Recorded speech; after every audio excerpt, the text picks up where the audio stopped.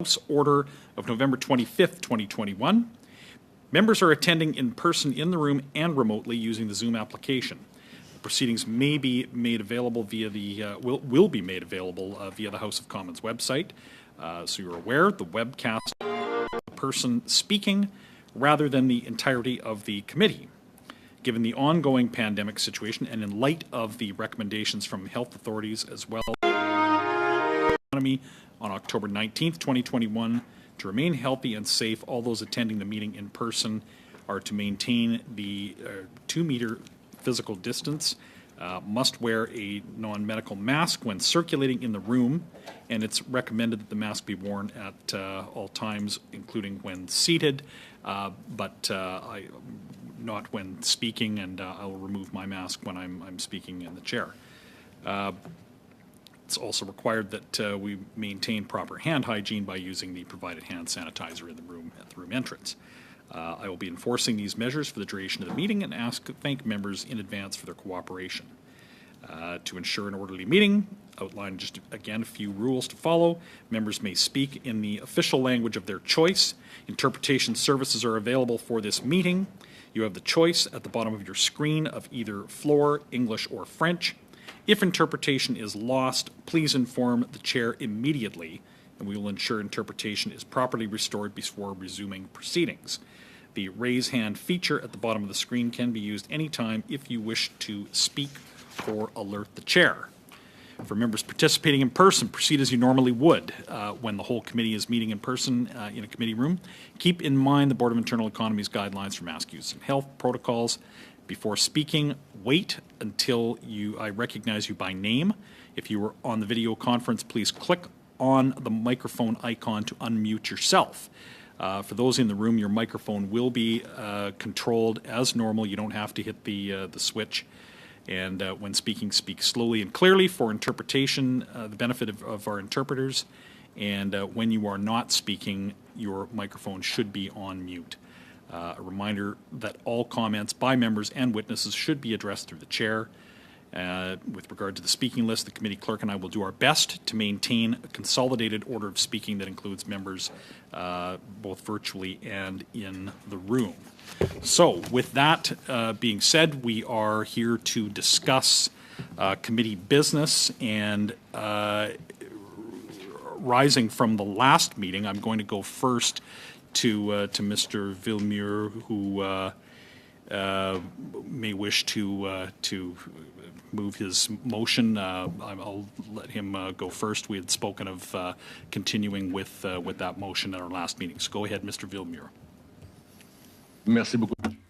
Thank you very much, Mr. Chair. Hello, colleagues and members of the committee. I would like to propose that we continue our discussion on the motion.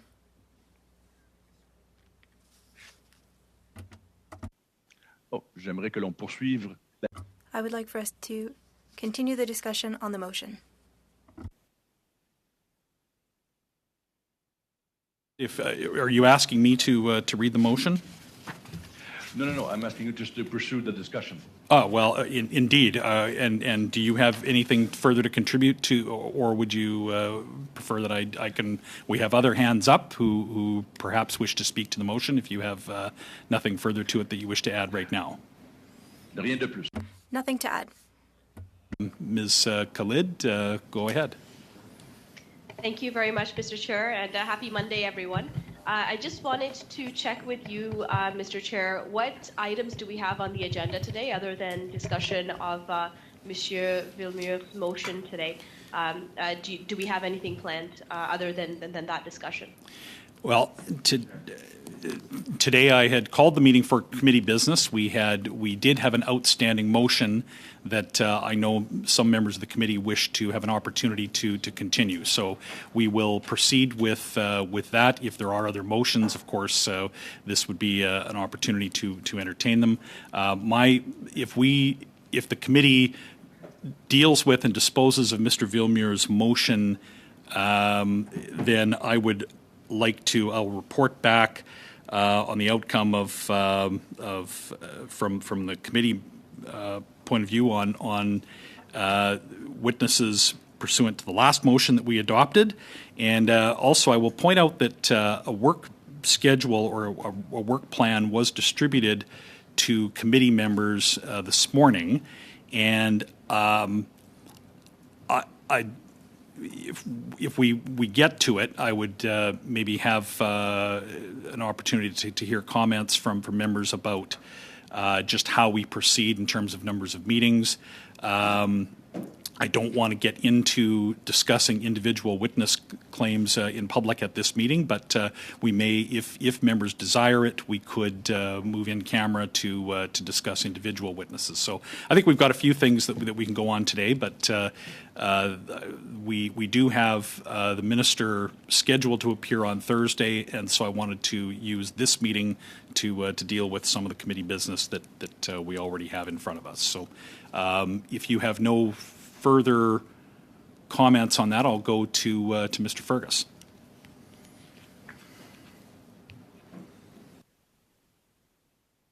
Actually, Mr. Chair, Ms. Sachs is ahead of me. Thank you. I'm sorry, I was taking instruction from the clerk.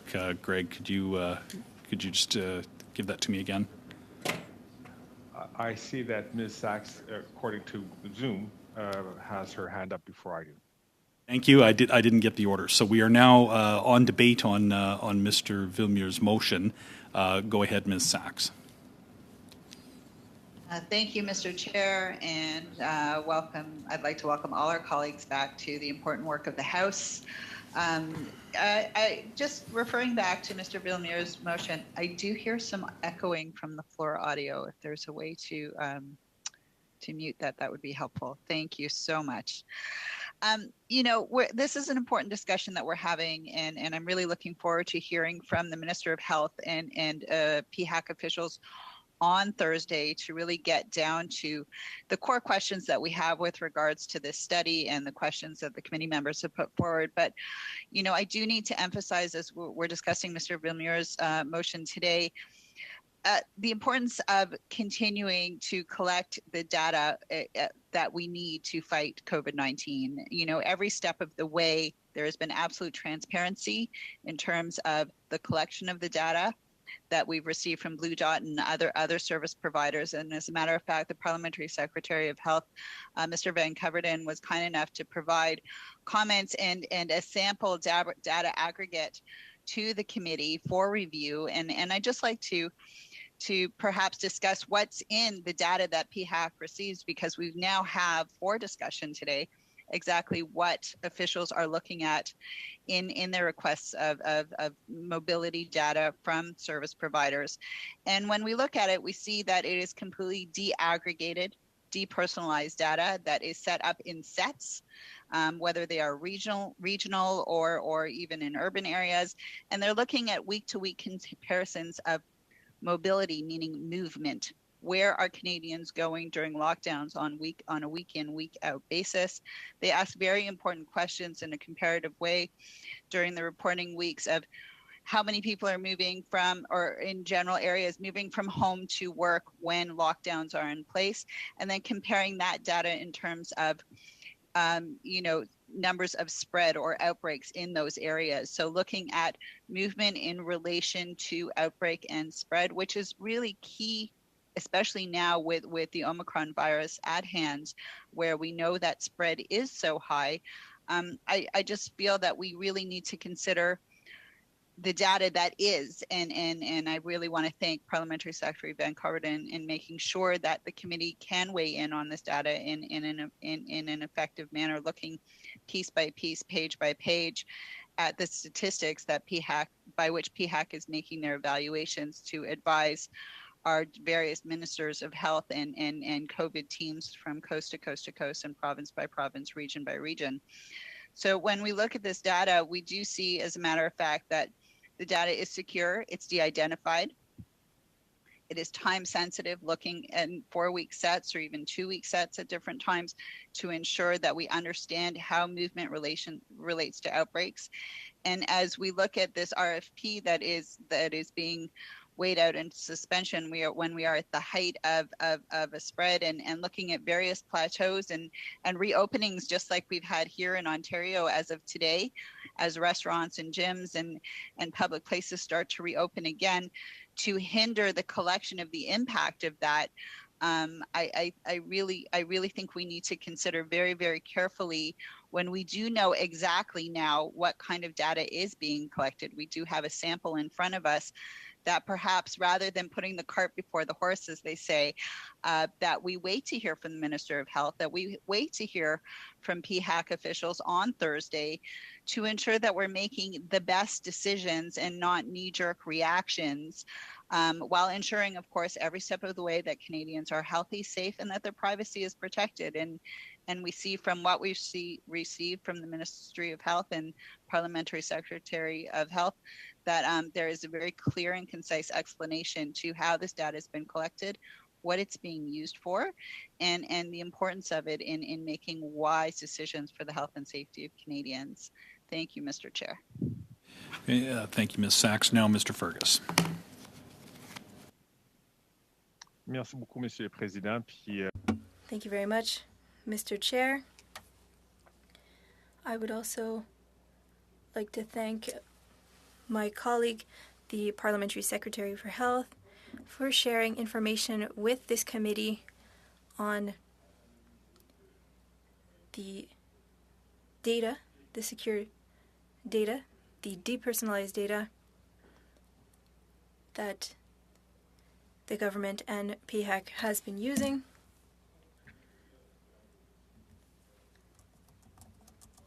And I hope that Monsieur Villemur might make some modifications to his bill. I have certain modifications to propose, certain amendments to propose for his motion. And I hope that my colleague will consider them to be amiable amendments.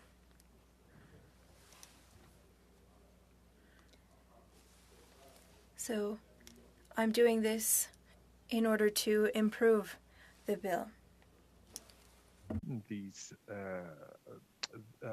motion or these amendments to his motion in English, I would be happy to try to do a quick translation and get it over to you. But Mr. Chair, if I could, if you'll allow me, I'd like to present these modifications to his motion, if that is fine with you. May I do so? Well, Mr. Fergus, it's certainly up to members of the committee to move amendments. So if you have an amendment, you're welcome to do so, and it's not necessary for you to, they will be well, yeah, you neither need my approval, nor do you need consideration for language. You can orally make a motion in either official language, and you're not required to translate it for us. So go ahead. I will do so, although I have to say I do try my very best to provide information in both languages, and I'm sorry that I did not have them. Sorry, if you were providing it in writing, it would have to be in both official languages. But if you are going to orally make a motion, you may do so, and the excellent interpreters we have here will take care to ensure it's understood by all members. I will do so, and I will read it. Perhaps what I'll do is that I'll read where I'm going to make the changes, and then I'll read it out in completion. So for the interpreters and to my colleagues, in taking a look at Mr. Villemur's motion, following the word until, delete the word it and add, and I quote, the Standing Committee on Access to Information, Privacy, and Ethics. The second change I'd like to make is following the word reports, delete the words, and I open quotation, its findings and recommendations. And my final change would be following the word House, add the words that it is satisfied that the privacy of Canadians will not be unduly affected.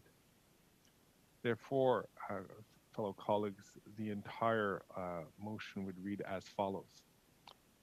that the committee call upon the government to suspend the PHAC cellular data tender upon adoption of this motion, and that the tender shall not be reoffered until the Standing Committee on Access to Information and Privacy and Ethics reports to the House that it is satisfied that the privacy of Canadians will not be unduly affected, and that the committee report back to the House on the adoption of this motion at the earliest opportunity. Thank you, Mr. Fergus. I believe your motion, your amendment is in order, and I think I'd like to just maybe pause for a moment to ensure that, let me check with the clerk to ensure that we have it down correctly so that members understand what is being proposed and that it can be debated properly. You can send the final text over to me. If Mr. Fergus, if you could send, it appears you have it in writing with you. If you could send that to the clerk, it will assist us. It won't be distributed it won't be distributed being unilingual, but it will help the clerk to ensure that we understand and that the interpreters can make sure all members understand. I will send that to the. Okay. Nancy, could you just confirm your email again? ETHI@parl.gc.ca. Perfect. ETHI, sorry. Right. From Mr. Broussard. Yes, Mr. Chair, my point of order is to request a written copy of Mr. Fergus's motion, if possible. We're going to do our best to ensure that we first get it to the clerk in English, and we will see about if properly translated versions can be made readily available. In the meantime, the motion, though, is in order as per it being delivered orally by Mr. Fergus. Monsieur le Président, je vais attendre une copie en français, évidemment. I would like a copy in French too, of course.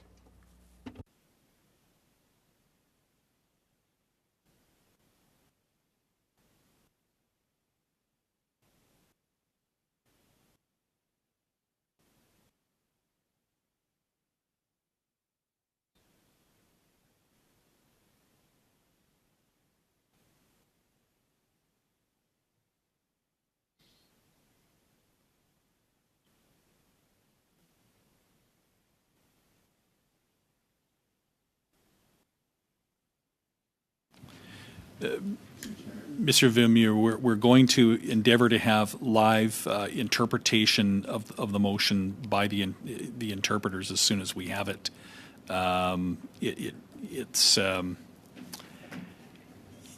It may not be possible to send to any member, and we won't send it. There will be nothing that will come from the clerk until in writing to all members, unless it's fully translated. But we can have live interpretation by the clerks, or sorry, by the interpreters as soon as available.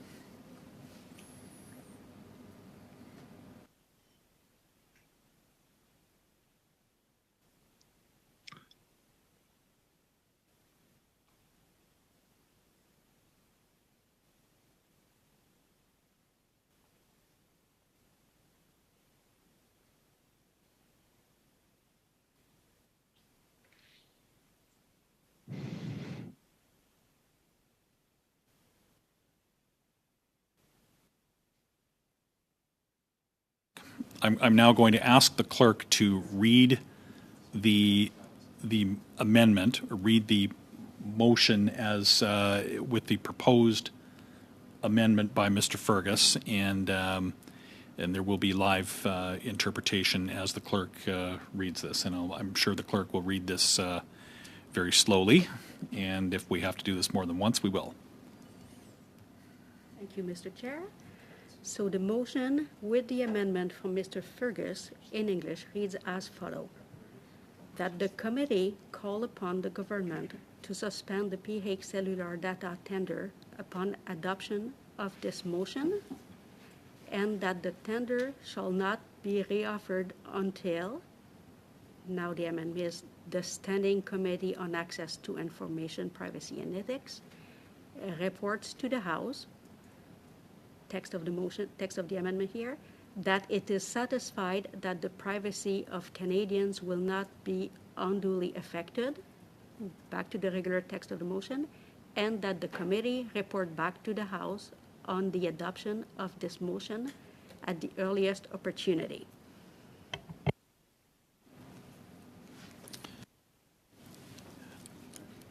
So I'm going to go next. The next hand I have is Ms. Khalid speaking to the amendment. We're now debating the amendment, so I will. Sorry, Mr. Chair. I believe Mr. Vilmuir's hand was up before mine. Oh, you know what? You're sorry. You're absolutely correct. Looking at my list, go ahead, Monsieur Vilmuir, on the motion now with the proposed amendment from Mr. Fergus. I can't agree until I can read it in French. I heard the translation, it's all right, but it's still very subtle things that are important. I don't disagree spontaneously, but I would like to have it in written. I want to remind you that we asked to suspend the call for offer, not to impede the PHAC. We asked that until we can validate not the finality, because the finality, as we know, it is to protect Canadians against COVID-19. I agree with that. However, I find very opaque, not transparent, at least incomplete, the way that the data are obtained. This morning, the parliamentary secretary sent us data at the last minute, and we didn't have time to look at them. But the idea of the amendment is not to impede anything. It's to be able to be enlightened on something that's very important.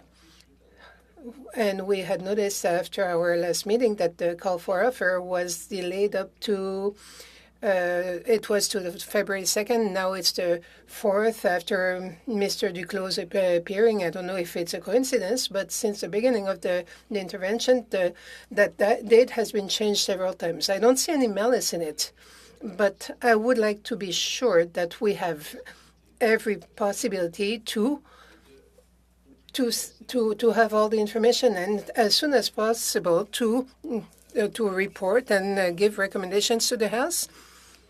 In the motion that I heard before, there was to report, but I didn't hear about recommendations in the French version. That's why I want to read it in French in order to be sure of the object of this amendment. But I remind you that it's not to impede anything. It's just to be better informed. In fact, I'm going to pause just before I go to Ms. Khalid and ask the clerk if we might have an estimate on how long it may take to have to be able to distribute that.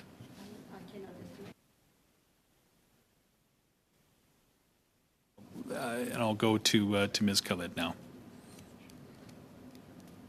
Thank you very much, Mr. Chair, and thank you, Monsieur Vilmuir, for stating that. So just talking on the amendments. Now, my personal preference would have been that we heard from the minister and we heard from the Public Health Agency of Canada officials before we really went into the a deep dive into this motion, before we made a final decision on this motion. But in terms of the amendments here, what I see is that we're just adding more clarity. What I find is that the substance of what Mr. Vilmuir is asking is still maintained in this. It's just a cleanup of the language.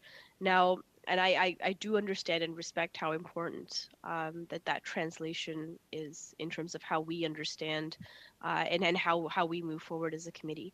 I would perhaps ask the committee if, again, I would love to hear committee's viewpoints, especially Monsieur Villemur's viewpoints on whether he feels that we should perhaps delay this until we hear from the health minister, and we hear from the officials to see exactly how they can help us in what we're trying to achieve. And I absolutely believe that Monsieur Villemur's intentions are very noble, and he's trying to do the right thing. And I just feel that perhaps if we are guided by learning from the experts, from the health officials, learning from the minister, perhaps we can do better justice to what it is that Monsieur Villemur is trying to achieve through this motion. So I put that out there, but just to reiterate, the amendments themselves just provide more clarity to the language of the main motion, in my opinion. Thank you, Mr. Chair. Thank you. And now Ms. Hefner. Thank you very much. I also just want to lend support to my colleague, Ms. Khalid, and maybe that just to okay, here's my concern is that this is valuable data that public health is using to help manage the pandemic. So I point to the letter from Adam Vancouver and the parliamentary secretary in health that he sent to committee members this morning. He says, if the request for proposal is delayed, PHAC will lose access as of March 2022 to this data. And he has given us very clear information that is being collected and distributed and open to Canadians every week. And we can see that it's deaggregated data that's not linked to any one particular person. And he goes on to say that this data will only be used for the purposes set out in the RFP. And this is data that's being used for risk assessments, research to understand the value of mobility data in detecting future risks of infectious diseases, weekly insights to provinces and territories to assist them in their public health response, and to keep Canadians informed about the COVID Trends website and the WeatherCan application. So I think these are important points. I just don't want us, again, in the knee-jerk reaction, we have to make sure that Canadians' data is being protected, their privacy is being protected, but we also don't want to take away important tools that the public health is using to manage the pandemic. So I just wanted to add those thoughts. Thank you, Ms. Hefner. And before I go next to Mr. Fergus, I understand that that there is a written that we are close to or will have. Okay, I understand that that the amendment has now been circulated in writing in both official languages. Mr. Fergus. Effectivement, Monsieur le Président, j'aimerais remercier. Yes, Mr. Chair, I want to thank the clerk and everyone who was involved in the translation. And I think, and I'm sorry, I apologize to Mr. Villemur for not preparing a bilingual version. I want to apologize. I want to make that mistake again in the future. So as you can see, the changes that were distributed by and written by the clerk, you can see that indeed, as Madame Khaled has said and Madame Hefner, I just want to be more clear. I don't want you to change the content or the or anything in the motion from Mr.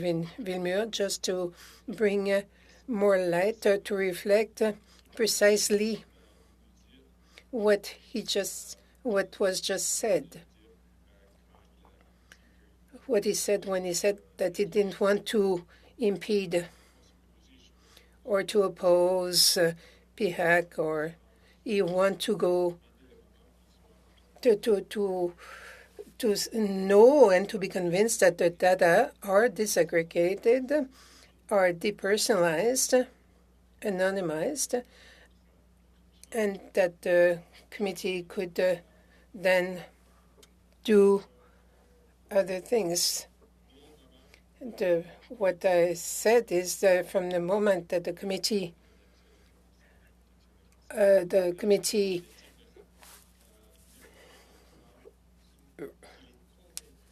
reports to the House that it's convinced that the data from the information from the Canadians is not affected, then that it reports to the House. So the intent is to be precise about the intentions of Mr. Villemure, and I think it represents the consensus of all the members of this committee. I'm very interested in hearing the reaction of my colleague. I don't want to take more time than that. I hope that he sees that it goes the same way as what he's suggesting. So, Mr. Chair, I'm giving you back. Monsieur Villemure, next. Merci, Monsieur le Président. Thank you, Mr. Chair. Thank you, Mr. Fergus, for your apologies. It's not a problem, and I'm happy that the clerk's team was able to translate in such a short time this motion. You know, as I said, Madame Khalid, before, that I'm not against the finality of obtaining the data. It is to protect the public, of course. And if I understand well, the amendment is to put more light in the motion itself and not to change much. However, I see that there is no recommendation in the new motion. We're talking about reporting, but not recommending. Maybe it's something that was forgotten by my colleague. And the distinction I also see is that at first we had to suspend the call for offer, and now I would want to have to insist on adoption and recommendation, and then we'll be in the same line for clarity.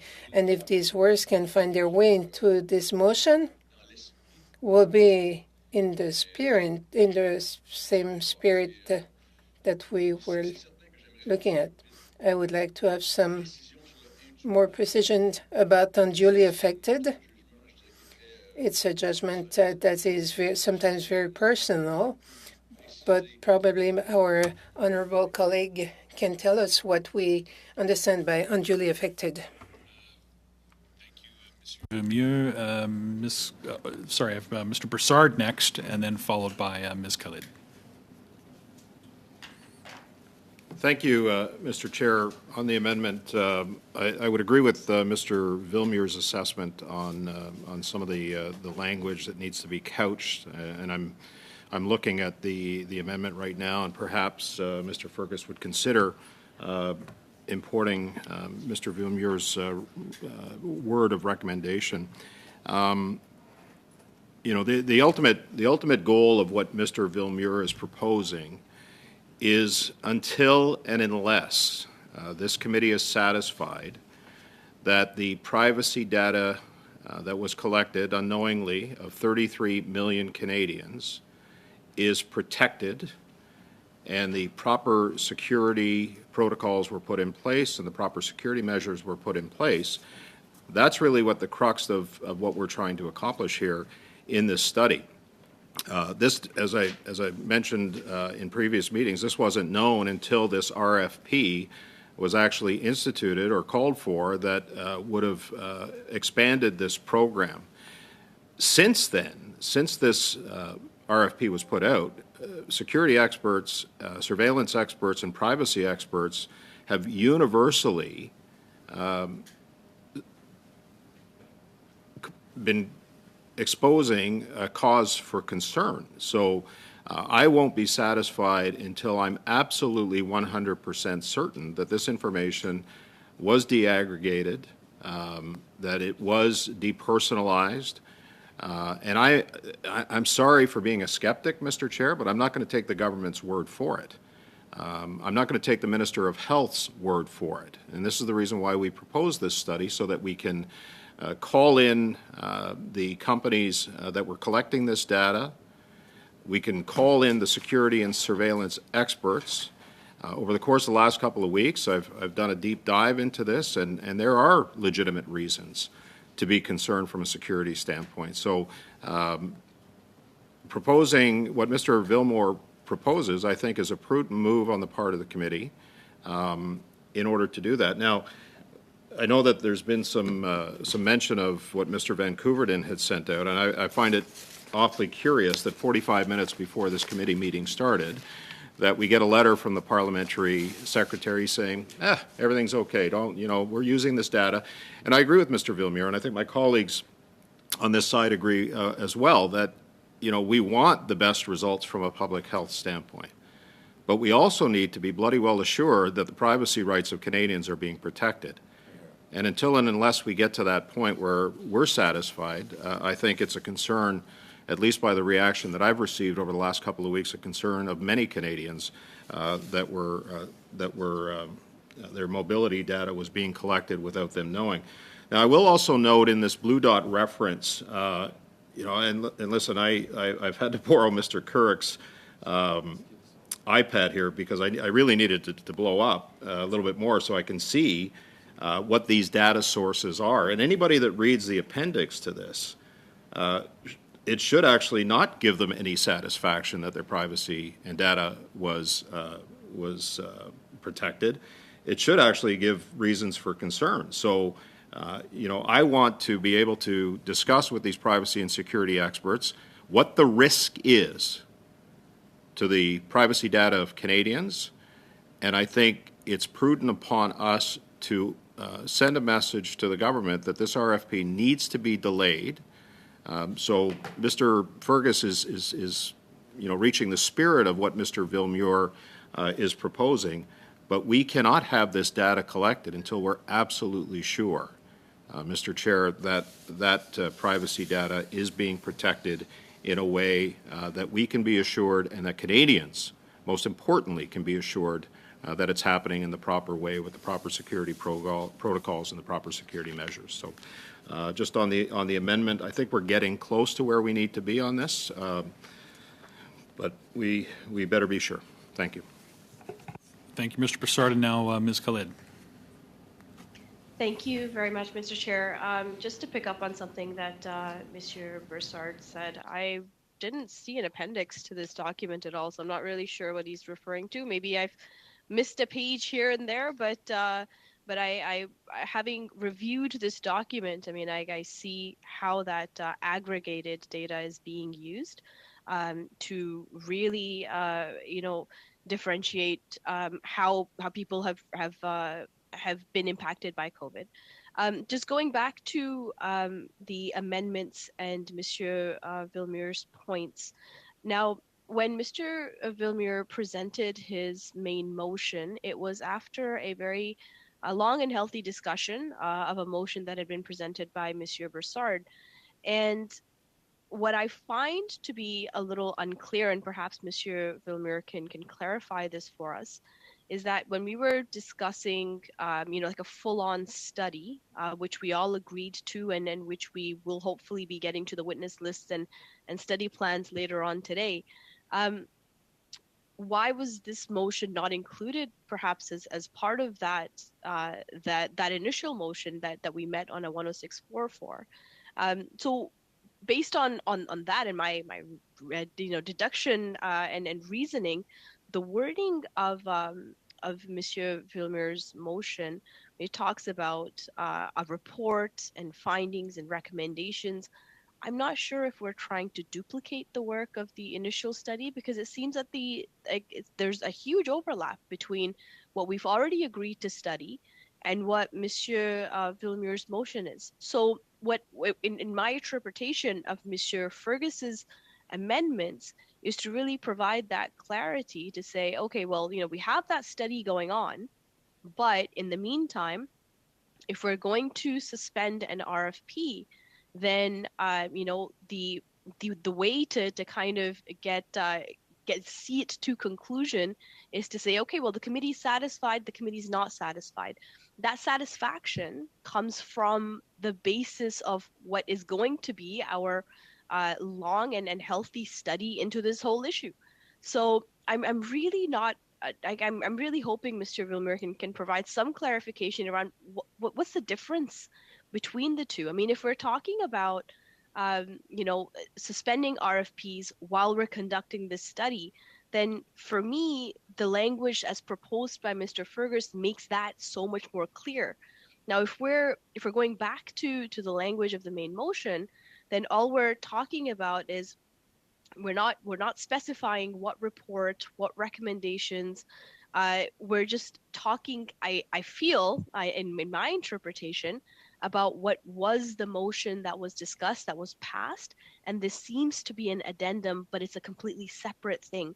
So I again, encourage members. Perhaps we do need to wait to hear from the health minister, from public health officials to say, hey, this is we're going to have some clarity around what exactly the scope of the issue is, and then come back to this motion.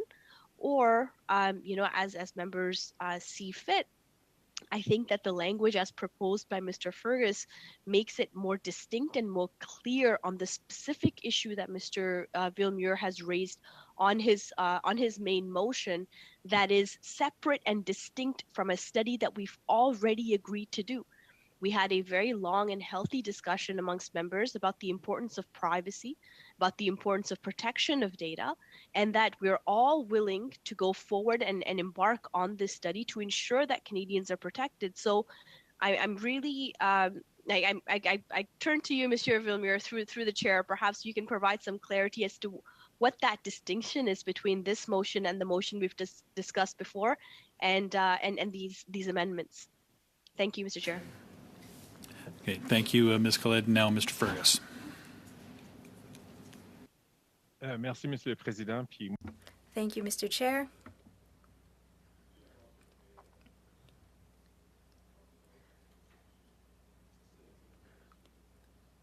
I would like to thank Monsieur Villemure for considering the amendment. So the difference between the recommendations and to say that we are satisfied as a committee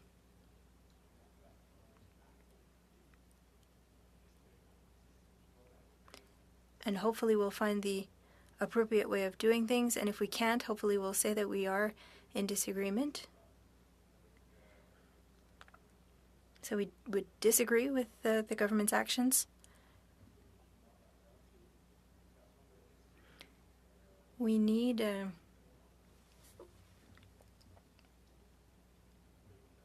a way to respect the concerns raised by Monsieur Villemure through his motion. It's a concern that is shared by all members, if I heard Monsieur Brassard correctly as well. What we're saying is that if, as members of this committee, we are satisfied, if the committee is satisfied that this data is depersonalized and disaggregated, and that it doesn't have a negative impact on Canadians' lives or their privacy, then we should say it as soon as we are satisfied.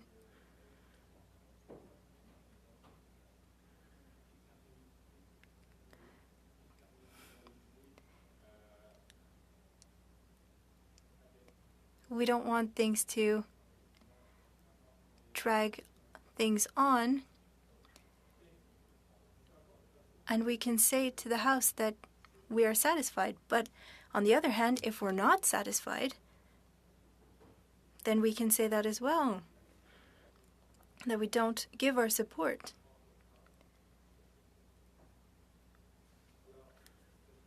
So I hope that Monsieur Villemure, who's a bit of an expert, could explain the difference between what we're proposing and what he proposed, because my amendment means that we are approving or disapproving the House of Commons, and that will determine what is to be done.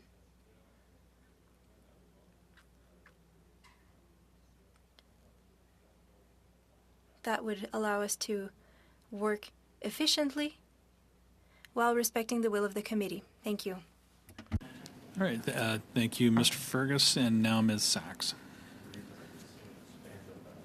Thank you, Mr. Chair. I just want to add to the discussion. You know, we do have other business that we need to get to today, and I'm really hoping that we can find a collaborative way to get a clear direction forward so that we can dig into the deep questions we need to on Thursday with the minister and with the experts, but also to be able to be satisfied that the current work that is being done to keep public health and safety and privacy issues for Canadians working hard as we move through the pandemic. You know, it's a delicate balance we're in right now with tremendous responsibility.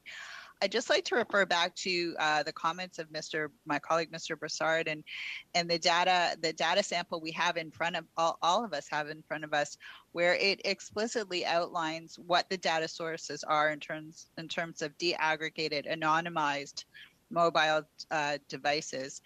And it's very clear, actually. They explain how a blue dot explains that they leverage anonymized population aggregated near real-time mobile device location data to estimate dynamic changes in population mobility patterns, meaning not one person, but many people across the country.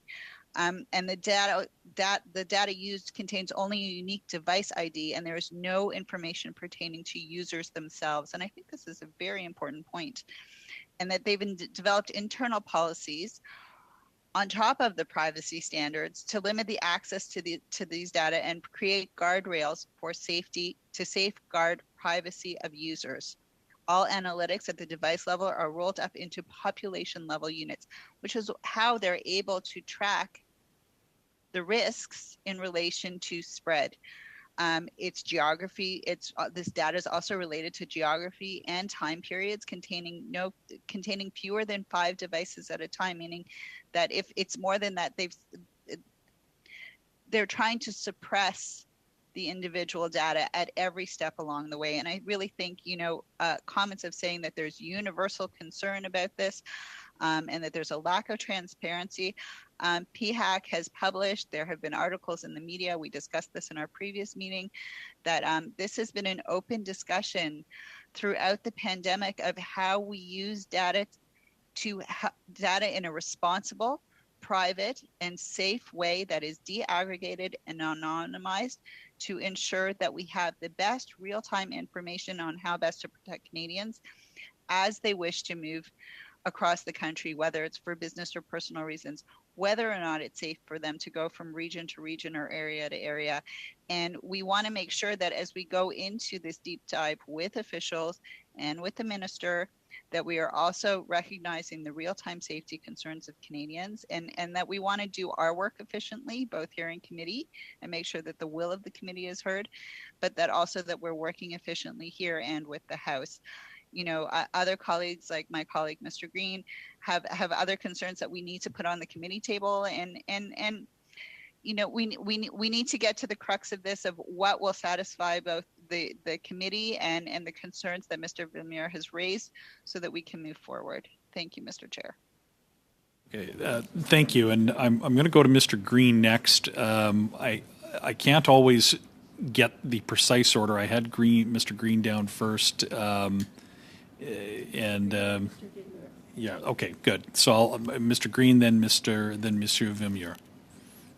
Thank you very much, and I'm sure you can appreciate I've been listening intently to all the interventions, and I have to say that I'm always amused at the suggestion that we rush on to other important points of work when I have to just share that the government side has been speaking, I think, the majority of time to this point. I don't think the sub-amendment nor the amendment are complicated. In fact, I think the idea of putting a pause on procurement while we wait to hear from the ministers in a lexical order makes sense. We would pause the procurement, we would do the study, we would listen to the experts, and then we would form an opinion. To try to have them run together, I'll note that had this not been flagged on whatever it was, Christmas Eve, and had we not had that emergency intervention, I believe that there's a likelihood that procurement would have went forward without any scrutiny. And so when I hear words about anonymized, I have to think that at some point in time, the data is not anonymous. Rolling up information, I would suggest that at points of the interception of this information, that it is individualized. When I hear phrases like trying to suppress individual data, these are all things that I think further my concerns. And for me, I just wanted to go on the record to share that my biggest concern overall, perhaps, is the commodification of personal information. And so it's not just about the processes through which we've gotten to this point, but it is the way in which we've allowed private corporations in a telecom cartel to take information that ought to be private and sell it, in this case to the government in this way. But there's a whole host of other ways in which private information is being bought and sold as a commodity, which I have a significant interest in. And so, I would agree. I don't think that there's anything untowards about Mr. Fergus's sub-amendment. I think that, it states, as I'm to understand it, that it is to, the resolution of our committee work. To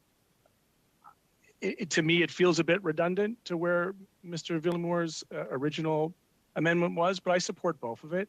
And I would just, go on the record to state that I hope, given the feedback around the table of wanting to move forward on this work, that this isn't something that we end up like sitting through in a filibuster just to kind of, grind it out rather than just move forward on it. So hopefully we'll get to a vote ASAP and then we can get on to the other business. Thank you.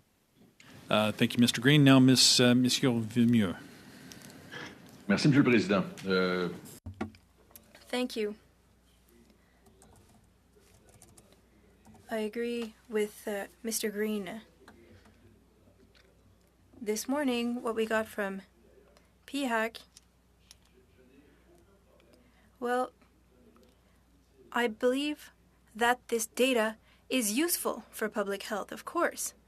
However, we're examining the fact that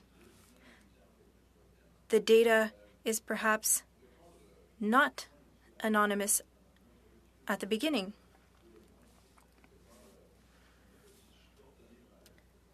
And there is a bit of overlap in the motion and the amendment.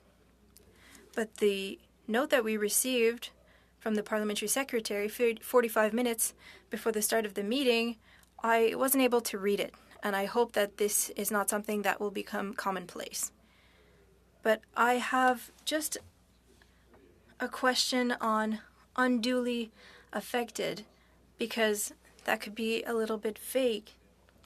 But I think it is important to move forward. My two things had to do with recommendations and perhaps removing unduly affected, because that's quite subjective. Unless we are in agreement on what the definition is of unduly affected. And believe me, I'm not trying to do any kind of filibustering. I just understand the importance of things being precise. Mr. Fergus and I are trying to create more clarity, and that is what I am doing. Thank you. Great. Before I go to the next speaker, Monsieur Villemure, you've spoken about some possible changes, but I don't have a formal sub-amendment from you. So if it is or was your intent to formulate something specific to be voted upon, I invite you to do so. But if not, we'll continue with the discussion on the amendment to the motion. Je l'obtiendrai dans 2 minutes. You'll have it in 2 minutes. Then I'm going to continue debate on the amendment and go to Mr. Couric in the room. And go ahead, Mr. Couric. Thank you very much, Mr. Chair. And as I think has often become the case, you have the members from the governing party that are quick to say there's important work that needs to be accomplished, yet seem to be the ones taking up the lion's share of certainly the discussion. And but Chair, I'll keep my comments very, very brief, and then I hope that we can, in short order, get to a vote on both the amendment and the motion, of which certainly I feel it's important to press pause to ensure that Canadians can have confidence in their government, that their privacy is being respected. And I appreciate the fact that Ms. Sachs did read into the record the appendix from some of the information that was shared with this committee this morning. Because as I saw both the letter from Mr. Van Couverden and had a chance to briefly go through the information from Blue Dot, there are far more questions that I have today than I did an hour before this meeting when preparing for the further discussion. I think that the fact that there's a private corporation that's been brought into the mix here simply begs more questions than there are answers. Ms. Sachs read in some of the information about how the data was handled, and that's all fine and well. But I would encourage Ms. Sachs and all members of this committee to chat with their constituents and see how they feel about their information being used in the way that she read into the record and has been outlined in the slide deck presented to us from the Parliamentary Secretary. Mr. Chair, I would simply say this. Canadians deserve answers on this, and certainly I think that it is only fair and right in the spirit of good governance and collaboration on this committee to simply say, let's pause this procurement so that Canadians can in fact have confidence at a time where there has been, certainly from what I'm hearing, an erosion of trust in much to do with government, whether related to COVID response or otherwise. So I would encourage this committee, let's move forward. Let's get to the important work that has to be done. The Liberals seem to say that. Now's their opportunity to demonstrate it. Thank you. Now, Mr. Fergus. Merci, Monsieur le Président. Juste deux choses rapidement. Two things quickly. The first thing, yes, the door was open. Everybody agrees to put everything on pause. I don't know why he insists and that there is opposition. Everybody agrees on that. Second, I would like to propose that we, Mr. Chair, I would like to propose that we pause and wait for Mr. Villemur's sub-amendment. That's it. I had Monsieur Villemure as the next speaker, but I no longer see his hand up. In fact, I don't see him. Oh, there he is. Okay. All right. So he's not. We have no. I have now. Mr. Fergus, do you want to get back in? Otherwise, I have no speakers. I thought, Mr. Chair, that we were waiting for Mr. Villemur's sub-amendment. Am I mistaken? I'm informed by the clerk that we have written text, but Monsieur Villemure, if you will need to formally make the motion for the sub-amendment. So we've received text of it, and so I call upon you to get that into the record, the sub-amendment that you wish to propose. You're lucky you received it. I haven't. However,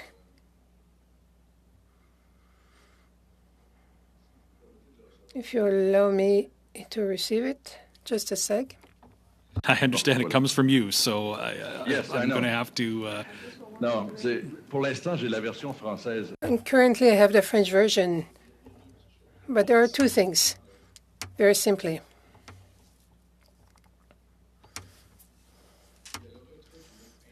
There is we should suppress unduly. C'est une chose. Et that's the first thing. And to add that the committee make recommendations, and it was there before. So we retrieve unduly, and we add that the committee makes recommendations. That's all. Understand you correctly, and I don't see it in writing, but you your amendment is to delete the word Unduly. And substitute. This is on the amendment. I don't have a printed copy. So you're deleting the word unduly and replacing it with. Oh, just that's all we're doing is delete.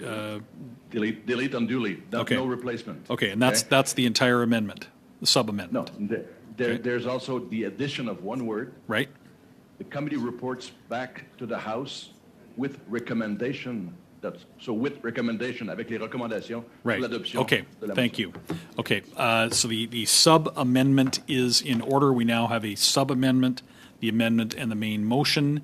And I have debate now continuing with the addition of the sub-amendment. Ms. Khalid. Thank you, Mr. Chair. So, from my understanding, there's two changes to what is now with the amendments and the sub-amendment proposed. And the sentence would read, well, actually, if you don't mind, Mr. Chair, just for clarity, I'd like to read the whole thing as proposed by Monsieur Villemure, so members can understand and so that I can understand also. It would say that the committee call upon the government to suspend the PHAC cellular data tender upon adoption of this motion, and that the tender shall not be reoffered until the Standing Committee on Access to Information and Privacy and Ethics reports to the House that it is satisfied that the privacy of Canadians will not be affected, and that the committee report back to the House with recommendations on the adoption of the motion at the earliest opportunity. Did I read that properly? Yes.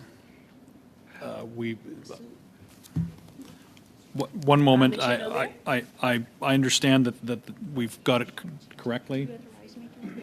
Okay, I will allow the clerk to address your question. Thank you. Merci, Monsieur le Président. Je poserai une... Thank you, Mr. Chair. I have a question for Mr. Villemure. I want to make sure to understand what I see in the French document that I've received with your suggestions is we suppress indûment, unduly, to leave only affected. And I see here in what I was sent and that we would say that the committee recommend to the House on the adoption of this motion. No, that's not quite it. That's what I received. Yes, I know. I just saw it too. I'm going back to the original motion that the committee first reports and makes recommendation of reports its finding and recommendations to the House. So in the case of a motion like this, a report to the House is to report on the adoption of this motion. It's unfortunately what was in the motion that I sent to you, but I'd like the committee to report its finding and recommendations to the House. Thank you. Give me a second. I'll talk with the chair.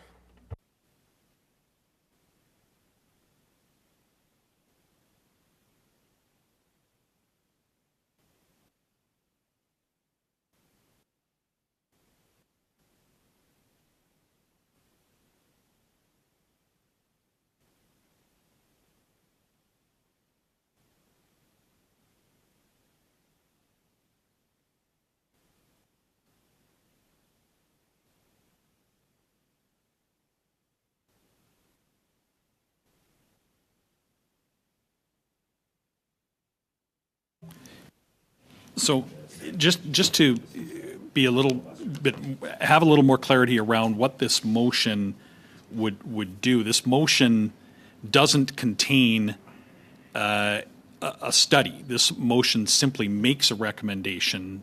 So there really wouldn't be recommendations to report other than the motion itself, that the committee moves and recommends that the suspension of the tender. So there wouldn't be other recommendations that would need to go with it. We would merely report to the House that the committee has passed this motion, if it does, to suspend the tender. Does that help you, Monsieur Lemieux? Well, I just clarifying the issue of reporting and of what we report to the House. The committee would simply report to the House that this motion has been adopted, because this motion doesn't call for a study that would then create a report that would contain recommendations. This motion would be reported on its own. Monsieur le Président. Mr. Chair, that's not the case. I apologize to my colleagues for the lack of clarity and coordination. In the original motion, we were saying until it reports its finding and recommendations to the House. We talked in Mr. Fergus' motion that to report, but not to make recommendations to the House. So there is the aspect of recommendations that was in the original motion and not in the amendment. I don't want to waste everybody's time. It's just that the recommendations was removed, and I want us to be aware of the impact of that.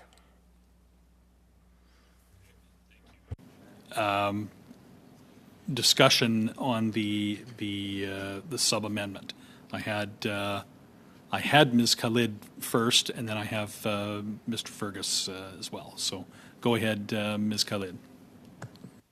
Thank you, Mr. Chair, and my apologies for just trying to seek clarification. I know some of our colleagues are perhaps getting a little antsy with the elongated debate, but obviously we don't, we take our motions and the work that we do in our committee very seriously and ensure that we're doing it properly. So I have a couple of questions around clarification. So when we remove the word unduly from to say that the House, that it is satisfied that the privacy of Canadians will not be unduly affected, are we talking about specifically the company that this RFP is going towards? Or are we talking about in general all privacy concerns that Canadians may have? And then the second, again, and Mr. Chair, I think you did a really good job with clarifying about the recommendations and it just reporting back to the House. My understanding is that the way that Mr. Fergus had drafted his amendment, it made it very, very clear what was expected of the committee, whether we're satisfied or not satisfied. We start talking about recommendations. For me and my 6 years here in this House, not compared to a lot of more tenured and more senior folks in our parliament, for me that seems like, when we talk about recommendations, we're also talking about a report, a study, which is not mentioned at all in this motion. So please forgive me for being a little bit confused. I'm just trying to find some clarity as to what exactly it is that we're trying to do with this motion and just narrow the scope of it a little bit, because I find that the language is a little on the vague side, if that's okay. Thank you, Mr. Chair. Thank you. And next, Mr. Fergus. I'll be brief, Mr. Chair. I'd like to ask you a question, Mr. Chair. Are we doing a study? Are we going to make a report and recommendations to the House? Can you see that with the clerk, please? This committee did indeed already pass a motion to study the issue of the data collection. This motion itself does not create a new study. That is what I wanted to know. That's the reason why I suggested the changes that I proposed to make everything more clear in the Mr. Villemeux's motion. So we're effectively talking about Mr. Villemeux's motion. And if I understand well, Mr. Chair, and once again, I'm asking you to clarify this. Is Mr. Villemur's motion, does it have imply that we'll have a new study, a second study? Or is it really that it's thumbs up, thumbs down, we make a recommendation to the House that the committee is satisfied or not? And I agree about an unduly, yeah, we can suppress that. We can remove that word. So I just want to have this clarification. Thank you for this. Now from members are getting increasingly toward clarification, statements of clarification from the chair. So I'm going to just suspend for a moment and confer with the clerk. So it's getting confusing.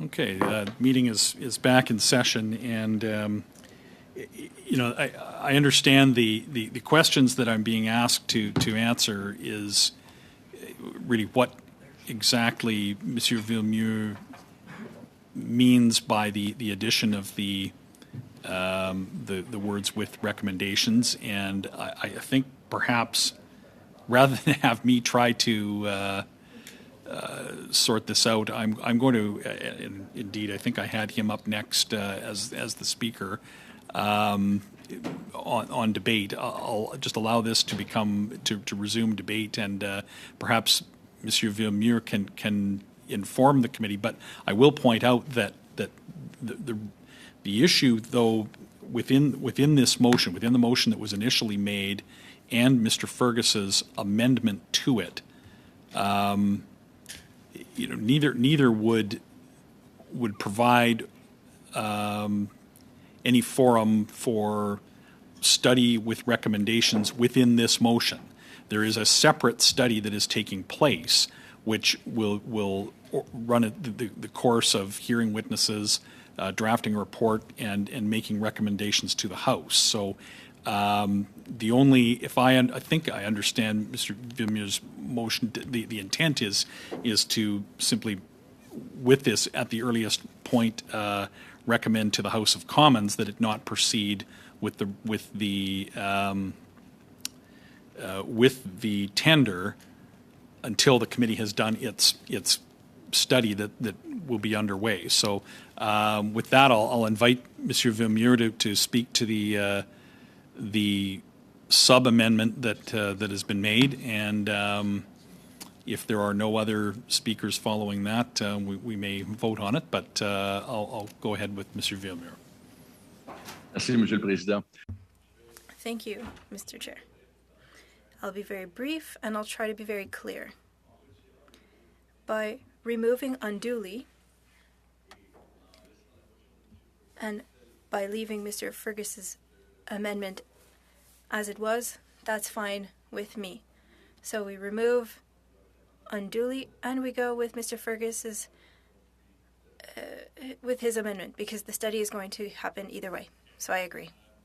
I think that with the amendment having been accepted with the other part, I'm happy if it's the will of the committee to allow the sub-amendment to read exactly as Monsieur Villemure just suggested, by making only that one single change, and that gets us away from the problem of figuring out what is meant by the other portion. So unless I see objections, that will be the sub-amendment, and if there's no other speakers on it, we can start to come to a vote. So I see no objection to what Monsieur Villemure has proposed. So the sub-amendment will be substituting or deleting the word unduly.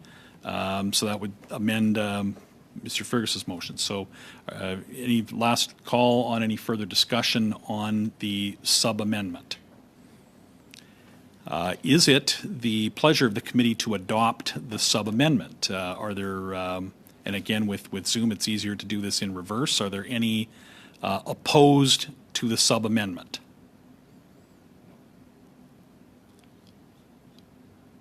Seeing no opposition to the sub-amendment is carried. Now, the amendment, Mr. Fergus's amendment to the main motion. Are there any objections to the amendment or requests for a recorded vote? Seeing and hearing none, the amendment is adopted.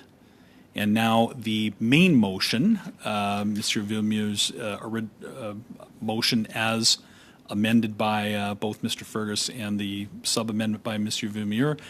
Any opposition or objection or request for a recorded vote on the main motion? Seeing none, Oh, I'm sorry. Okay, in the room here, there is a request for a recorded vote on the motion. So we will, Madam Clerk, will proceed to a recorded vote. Thank you, Mr. Chair. Alors, la vote est sur la motion. So the vote is on the motion as amended.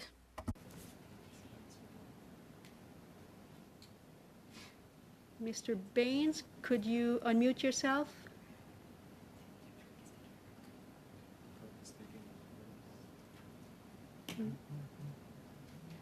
Mr. Baines, can you hear me? Yes, I vote in favor. Thank you.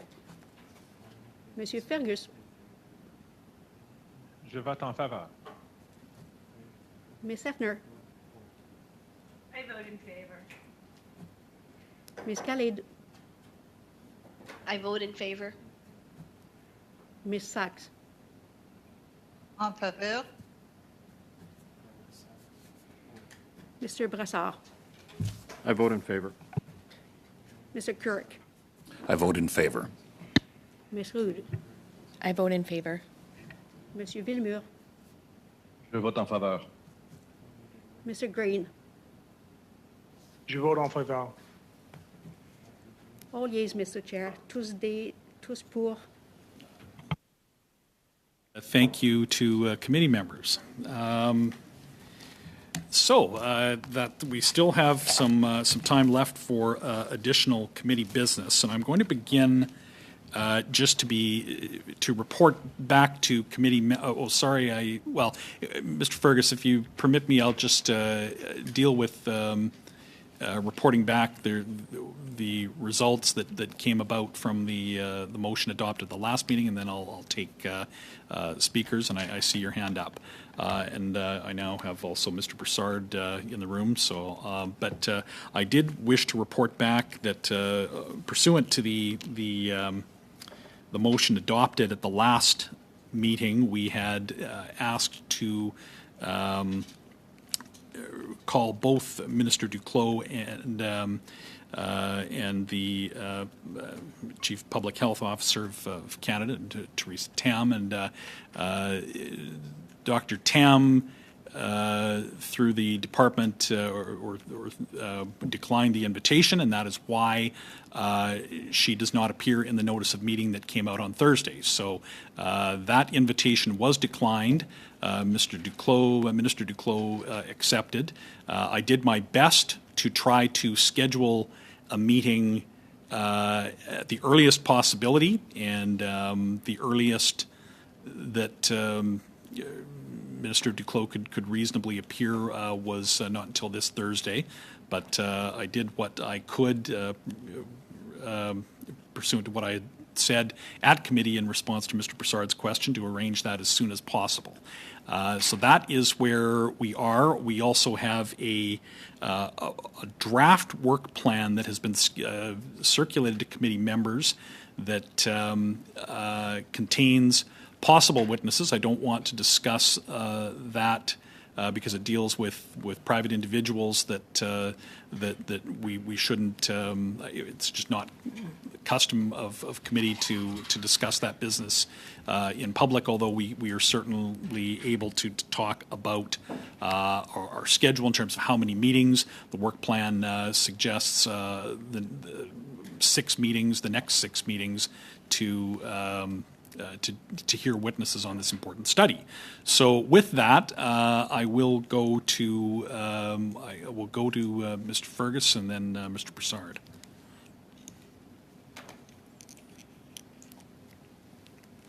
Thank you. Merci beaucoup, Monsieur le Président. Puis, Thank you very much. I would like to propose a new motion.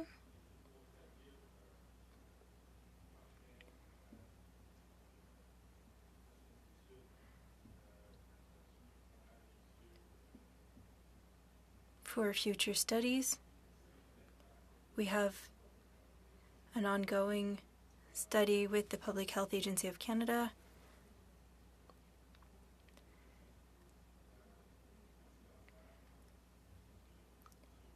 And Mr. Brassard's study, and we're going to be starting with witness testimonies this week. I would also like to talk about Mr. Green's motion to study facial recognition technology. And Mr. Chair, we all talked about sending invitations to. Just, we have, interpretation hasn't been, we haven't had, I didn't catch all of that, and we may be having also some technical issues, and your volume is quite low as well with me. So just, could you bear with us for just one moment while we just ensure that, that everything is working all right? D'accord.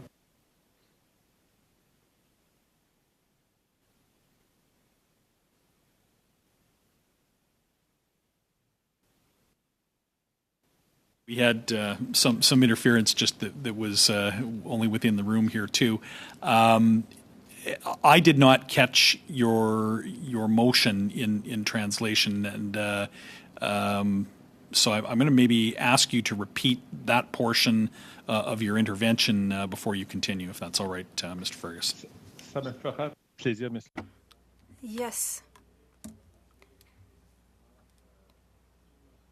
I would like to propose a motion that has 3 parts, and it has to do with our regular meetings.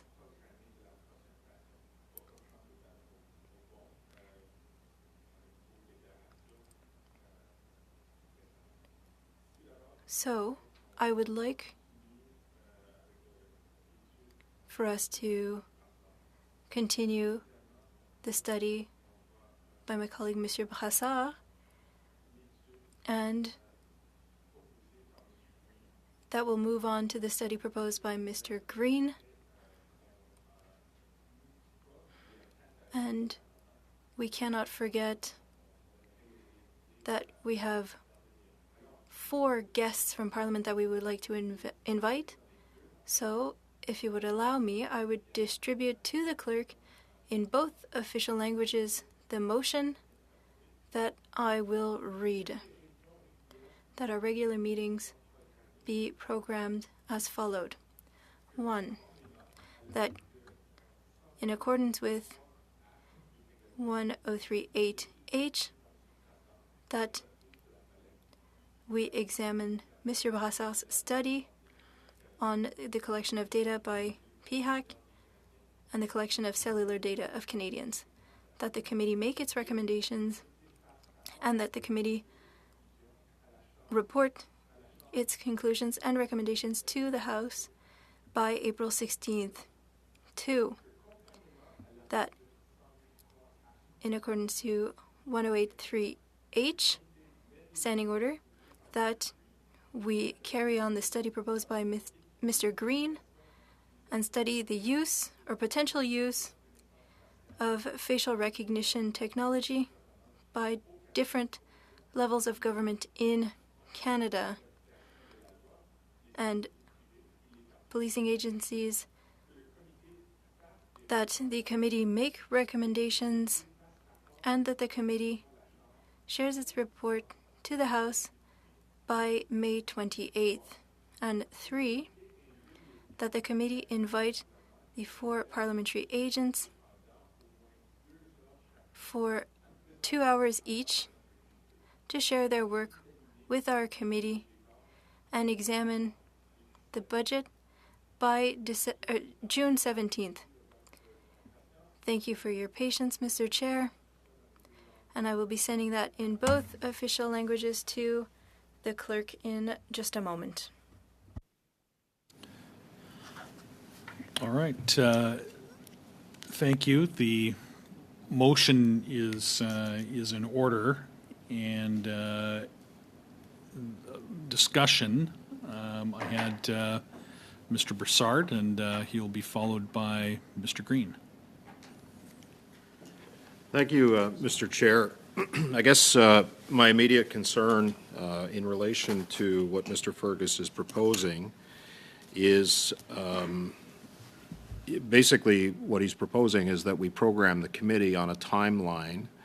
And he says that if I'm reading the motion, or if I'm hearing the motion correctly, because I haven't seen it at this point, that this study would provide recommendations to Parliament by April 16th, and that Mr. Green, his study would be by May 28th, and then the 4 parliamentary officers by June 17th.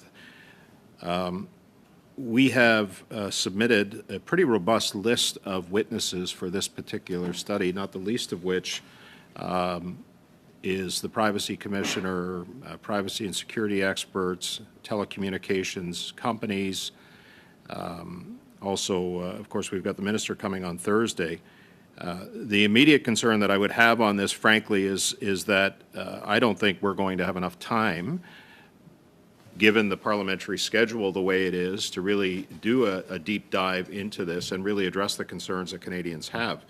The challenge is that it may take a few meetings to come up with recommendations for this study as we draft a report.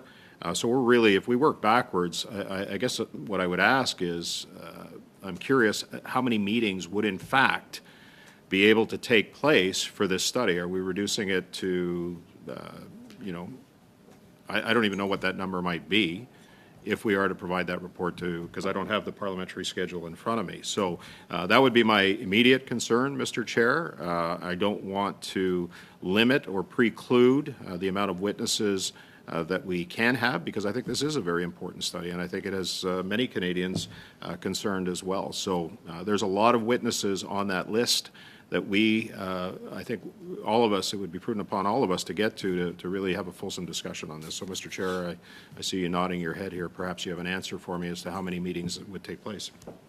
Well, in the interest of being clear for everyone around that which other members may have that share that question, I count 13 meetings between now and April 16th, scheduled meetings. We've got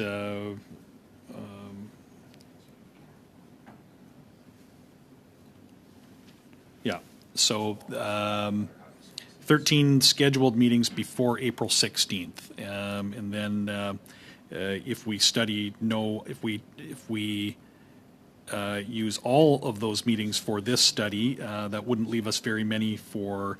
It would start to get tight for the other items. May 28th, there would be only 1, 2, 3, 4, 5, 6. Well, yeah, there'd be 7 or 8. There'd be 8 meetings before May 28th, and then a number before June 17th. So there are. We do have a lot of meetings on the calendar between now and the end of June, but you raise a good point around just making sure we understand the calendar as we contemplate Mr. Fergus's motion. So with that, I will go next to Mr. Green. Thank you, and I certainly appreciate us digging into the schedule and trying to get a sense for what our legislative priorities are going to be over the next few weeks and months. I do have to say, though, I have a deep concern. I just want to voice this concern that the Chief Medical Health Officer has turned down our invitation to come before this committee. I can't let that go unnoticed. I know that committees are supposed to be masters of their own domain. They're quasi-judicial. They have I would say, significant legislative authority to have people come before committee. And I can appreciate schedules being tight. I can appreciate the Chief Medical Officer not having the schedule currently in these next couple of weeks to come, but to simply refuse to show up before committee, for me, I want to state on the record today as a problem. That if this is going to be a characteristic of this government or of the senior bureaucrats of this government, to refuse to come before committee, then I think we're going to be headed into a bit of a problem here and a slippery slope. So, you know, I'm sure people are going to have lots to say about this. It is what it is. You know, she refused to come before committee, and that's not a small thing. And, you know, I'm certainly not suggesting that we subpoena the Chief Medical Officer before this committee. But I do want to remind members of this committee that we do have those powers within a quasi-judicial capacity to do that. And I just hope that that doesn't become a pattern with this committee where people are just going to say, no, I'd rather not go. So I just want to put that out there. I hope that working through whatever channels we can on the government side, that more care and consideration is given to the seriousness of the requests that are put before our government departments, and particularly the senior most officers of those government departments. Having said all of that, I certainly look forward to getting into these studies and hopefully being able to provide some value to Canadians on these very important topics. I do want to also note that if there's a possibility, sooner rather than later in the order as written, that I still think that there's incredible value to have the 4 officers of Parliament who report to this committee present themselves, even if it's for an hour earlier rather than later, to update us on their past work and where they're at. I'm just concerned that waiting until June, we might find a space where we've kind of narrowed our focus so much that we haven't been able to take a step back and just see exactly what's happening out there from the 4 officers of Parliament. So those are my contributions, and I look forward to hearing others. Okay, thank you, Mr. Green. Now, Ms. Khaled. Thank you very much, Mr. Chair. And just really quickly, I know we're having a debate on Mr. Fergus's motion and not on the witnesses and the meeting plan for our proposed study coming up. I would just say that I prefer having that finality, that understanding that this is what our plan looks like over the next couple of weeks and months, and this is how we're going to conduct ourselves. For me, it gives me time to prepare and understand the issue in a more significant way. And also, I think members do keep in mind that these meetings are not just about hearing from witnesses, but also reviewing draft reports and finalizing our recommendations. And given the robust nature of our discussions, I feel that we would have really good discussions in finalizing those reports. But having said that, I would love to hear from other members to see if they have other proposed dates or meeting times or study time periods that they want to amend this motion with. I think, but all in all, having that finality, having those deadlines, for me, I think it creates a very solid study plan and gives us that motivation to say, this is what we've got on the agenda. This is what we're going to get done over the next 6 months, and let's go ahead and get it done. Okay, thank you, Ms. Khalid. Next, I have Mr. Broussard. Thank you. Thank you, Mr. Chair. And I wasn't going to speak on this, but given the context of Mr. Fergus's motion and the fact that it still relates to the study and the recommendation being April 16th, and Mr. Green's comments about Dr. Tam not appearing before this committee, as you stated before, I will tell you that I'm extremely disappointed in the fact that Dr. Tam is not coming to this committee, and I'll tell you why. Just earlier, when we were discussing earlier motions, there were comments that were made by our colleagues on the Liberal side, understanding the importance of being precise. Motions are being taken, need to be taken very seriously, and I wrote those comments down because if we truly believe that motions are to be taken seriously and they need to be precise, then Dr. Tam should be coming here, because in the prior meeting that we had when we introduced the motion, it was agreed to on a vote of 10-0, 10-0, Mr. Chair, that we were going to have Dr. Tam come to committee to discuss the data collection, the mobility data collection of Canadians, and what purpose was it being served. And I think there's only one person that can answer that, and that's the person who's responsible for the public health response to this emergency. So I think it was very important for Dr. Tam to come and tell us why this information and this data was important. Now, I know we have the minister coming on Thursday, but the motion was clear and it was stated and it was unequivocal that both were to appear.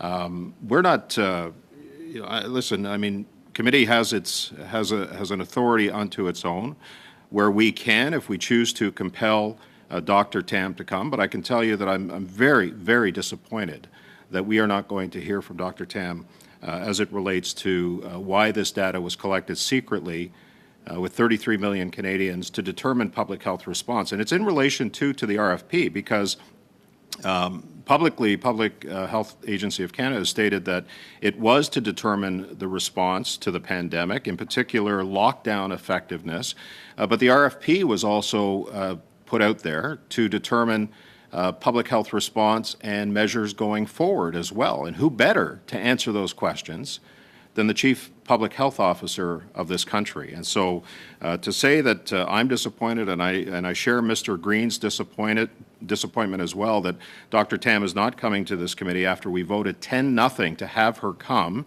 And I understand she's busy.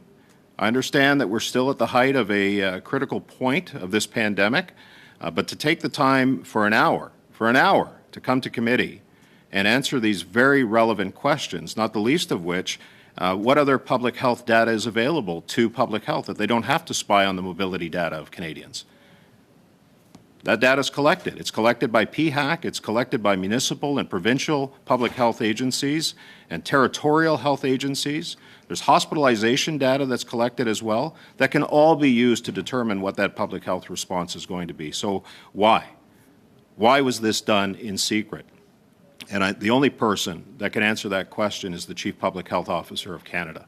And so I'm disappointed, quite frankly, Mr. Chair, that she's not coming to this committee after we voted 10-0. Even the Liberal members voted to have her come to this committee, and she's not coming to this committee. Next, Monsieur Villemure. Oui. Dans l'esprit de Monsieur. In the spirit of Mr. Brassard, I don't think it's impossible to ask Madame Tam to come back if the committee wants it. My intervention is about Mr. Fergus's motion. The idea to have a guide is a very good idea. However, I don't think that we need right now to restrict ourselves to a certain date. The idea to have a guide to know what we'll do, where we want to go is a very good idea. I'd be more comfortable if the dates were more tentative, more than final, even though the idea of a guide is interesting. Moreover, Mr. Brassard was saying that the study could be very long. I don't have that much experience in committee to know how much time a study could take.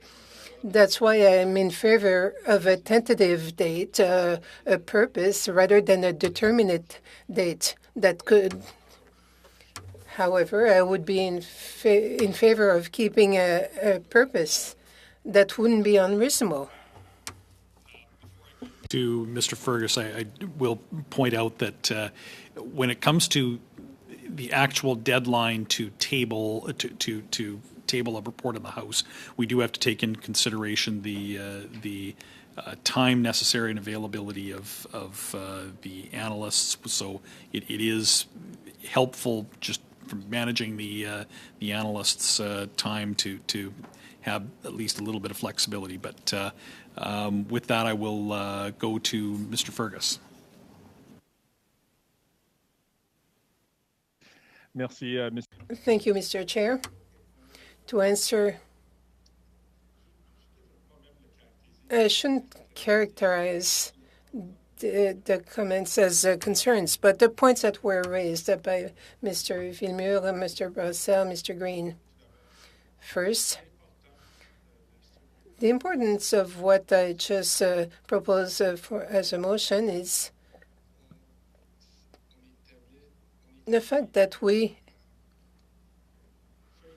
establish a roadmap for the next studies. I hope, Mr. Chair, you answered Mr. Brassard concerning the study, the current study, that we're going to start very soon. Mr. Brassard's story, that there are 16 meetings from here to the date that I suggested. I hope that Mr. Brassard is convinced of my good faith that I want to give a significant amount of time to do an in-depth study. Mr. Chair, before I proposed this motion, you talked about the fact that it would take 5 or 6 meetings for Mr. Brassard's study. And I'm suggesting up to 16.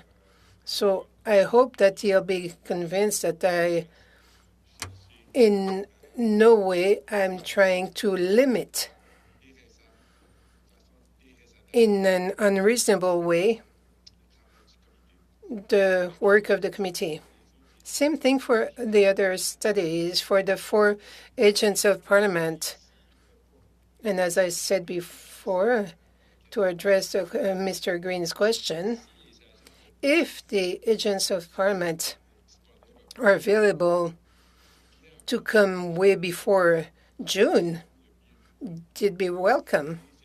The idea is that I just want to say that at the latest, we'll invite them. We know that we should have them, and we have to organize according to the availability of our witnesses for the various studies, that we place them as we want them. But that is the intent of my motion. And I have to say that the most important things in all that, Mr. Chair, is that it's since January 2019 that we've been talking about a study on facial recognition. It's been dragging. Everybody says it's important, that it's essential, even, and we find every reason to push that further and further away. By clearly stating our roadmap for this semester or the next few months, I think that finally we can address this important question, a matter that affects Canadians of minorities, visible minorities, in a disproportionate way. Radio-Canada had done a study with the MPs, Legislative Assembly MPs, 2 years ago. It was important then, and it was a very big need that we that we have this study. I think that now we'll do it, and I hope that everybody will agree that I gave a lot of time for these 2 studies and for the appearance of the 4 agents of Parliament. I think that there is nothing unreasonable in what I suggested. I'd go even further. I think it's very reasonable. So I hope that everybody can support this. I think that we are off to a good start with our meetings. Yes, there were a few moments of friction, but so far I'm very proud to say, Mr. Chair, that under your chairmanship, we were able to find consensus for every motion that we passed. So I hope that everybody is convinced that we're doing this with the best intentions. I don't want to do something that is not appropriate. Thank you, Mr. Chair. Mr. Fergus, I was just going to say, with about 1 minute to 1 o'clock, we've got a great opportunity to test that consensus among the table by voting on this motion. I see no other speakers on this motion, so I will put the motion to a vote, and I will just start by asking for any objections or anybody opposed to the motion to identify themselves. I've had a request for a recorded vote, so we'll have a recorded vote, Madam Clerk, on Mr. Fergus's motion. Thank you, Mr. Chair. The motion is the motion regarding the plan for the future business of the committee by Mr. Fergus. Mr. Baines, can you hear me? Yes, I vote in favor. Thank you. Monsieur Fergus. Je vote en faveur. Ms. Hefner. I vote in favor. Ms. Khalid. I vote in favor. Ms. Sachs. Je vote en faveur. Merci. Mr. Brassard. I vote no. Je vote contre la Mr. motion. Currick. Oh. Je vote contre la motion. La motion. Ms. Rood. I vote no. Monsieur Villemur. Vote pour la motion. Vous aviez bien dit pour, oui? Oui, en faveur. Merci beaucoup. Mr. Green. I vote for the motion. Yeas 7, oui 7, nays 3, non 3. All right, well, thank you. The motion is adopted, and with that, the meeting is adjourned.